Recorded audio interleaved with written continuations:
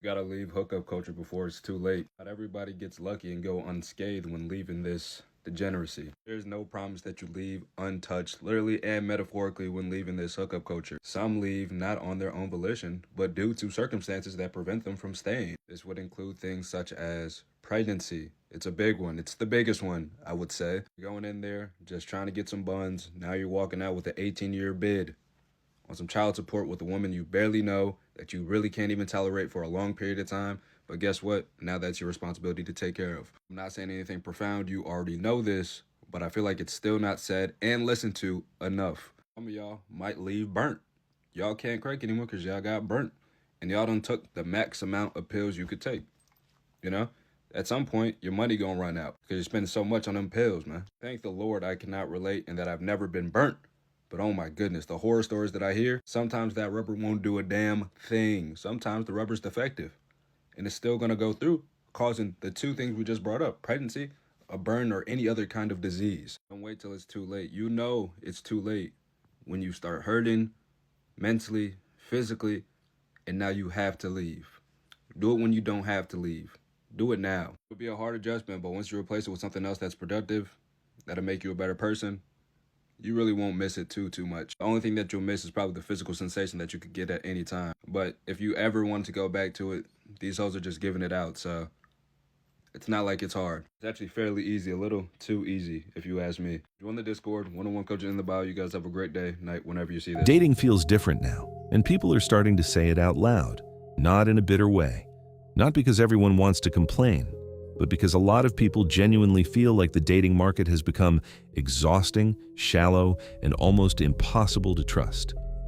Everywhere you look, people are venting about how hard it is to find something real, how conversations feel disposable, how loyalty feels rare, how people act interested one day and disappear the next, how everyone wants attention, options, validation, and access, but very few people want responsibility, patience, or commitment. And that is where the frustration comes from. Because dating used to at least feel like two people trying to build something. Now, for many people, it feels like a competition for who can care the least, who can move on the fastest, who can keep the most options open, who can get the benefits of a relationship without actually honoring one. People are tired of games. They are tired of situationships. They are tired of being used for attention, money, intimacy, convenience, or emotional support, only to be treated like they were never important. And the scary part is, a lot of this behavior has become normalized. So when people talk about degeneracy in the dating market, they are really talking about the loss of standards, the loss of shame, the loss of respect. The loss of people treating love like something sacred instead of something disposable. And maybe that is why so many people are frustrated. Because deep down, most people still want real love. They just do not know where to find it anymore.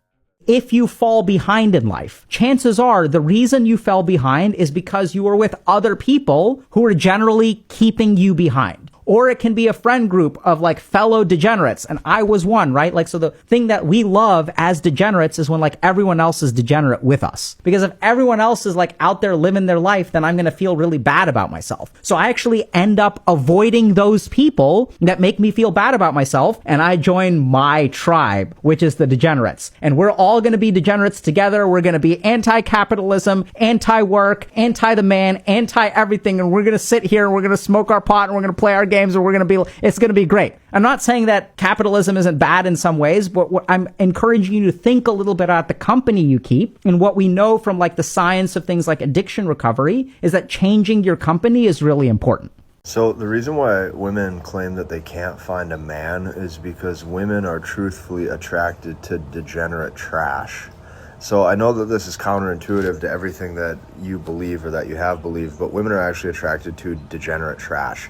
So let's say she meets a guy who, has his shit together, is going somewhere in life, maybe even has a lot of money or real world status and real world success, especially amongst other men in, say, maybe like the corporate world. Sadly, that does absolutely nothing to make her feel anything. This is why you'll notice in, like, let's say high school and college, the dudes who were constantly throwing the parties, the dudes who were constantly doing the most drugs, the dudes who were always partying and never had any, like, life trajectory or purpose, these were the dudes who were banging not only most of the women, but the hottest women. What you have to understand is that it's not like these women just magically grew up and all of a sudden they changed what they're attracted to. No, no, no. Life circumstance changes as she ages, and her long-term security needs tend to kick in. But this is what you have to remember. She is still most attracted to the degenerate trash that she was when she was younger. So what you always have to remember is that with women, okay, the worse you are, okay, to them, bad equals arousing. And no matter how that makes you feel, no matter what your mom told you about being a good guy, or no matter what your dad told you, doesn't really matter. These are the cold hard facts you're going to have to realize. And any dude who's had his fair share of success with women, or has banged more than 10, 20 women, understands exactly what I'm talking about. If you want to learn, understand, and master the language of women at the highest level, check out what I made for you. It's in my bio. It's a gift. You'll love it. As a former leftist, I've observed that leftism doesn't inherently create degeneracy. Instead, it offers a home to degenerates. Now, certainly once you enter the leftist space, degeneracy is abound, and you are likely to indulge in more degenerate behavior, though I don't think just becoming a leftist in and of itself creates a degenerate person. I think that people that have degenerate habits, so giving into your base sexual desires, indulging in materialism, hedonism, leftism just is the political party for you.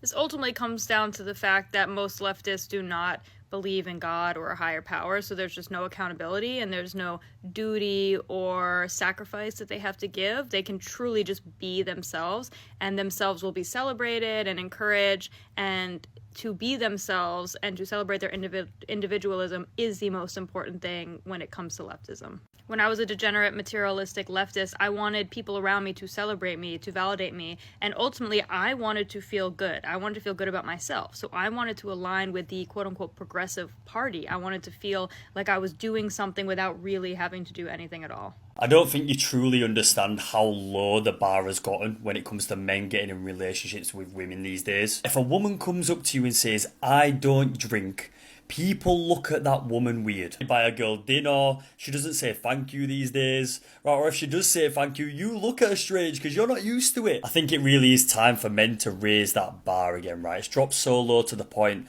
where we don't even know how we got here, and we need to raise it again. We need to start looking at girls who have normal things going on in their everyday life, not going out drinking all the time, not going out partying all the time, seeing these things as normal rather than a luxury, rather than something that you hope they don't do, right? You hope they're not going to be promiscuous. You hope that they're not going to have a long overdue past. You hope that they're going to have manners. You hope that you can take them home to your mum and dad, right, without feeling nervous or cringe that they're going to say something weird. And when you really listen to what people are saying, the frustration is not just about being single. It is about feeling like the whole culture around dating has changed. People are tired of pretending that everything is normal when loyalty is treated like weakness, modesty is laughed at, commitment feels outdated, and everyone is encouraged to keep their options open like human beings or products on a shelf. That is what makes the dating market feel so draining. A lot of people are not even looking for perfection.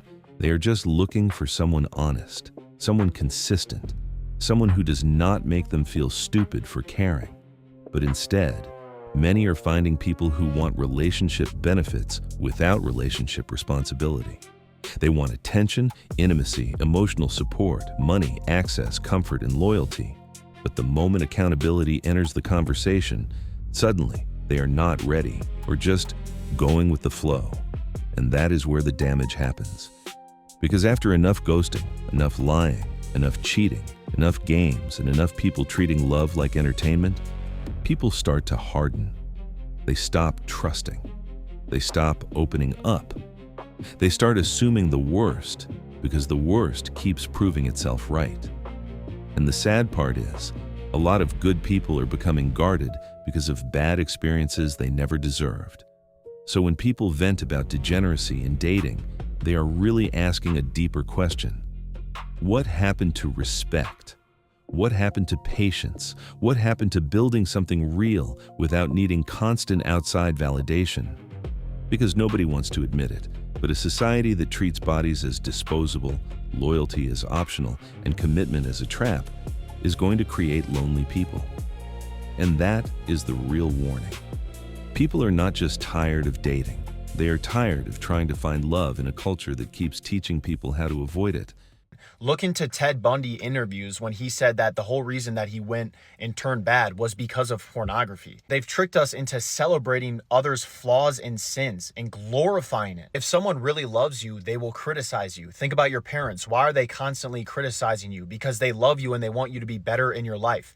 But somehow, if I respectfully tell a person that is fat, hey, maybe you should start using this diet, or maybe you should start going to the gym, apparently I'm fat phobic. And we've weaponized labels. We can't even have open discourse anymore without somebody being called racist, sexist, homophobic, you name it. But look at the statistics. Our generation has the highest rates of nearly every single mental illness. We have more loneliness going on now at a time where we can connect with anyone online than ever before. It doesn't make sense. Like, we have the most advanced technology, and yet for some reason, our society is in the worst situation it's ever been in. All the media, the music that we listen to, even our school system, it's all promoting degeneracy. Every time I go out, there's always a group of women who are being extremely disrespectful, and then they hide it under the scope of like, oh, it's woman empowerment. But in general, we have more aggression towards one another than ever before. We should be loving each other, not hating each other.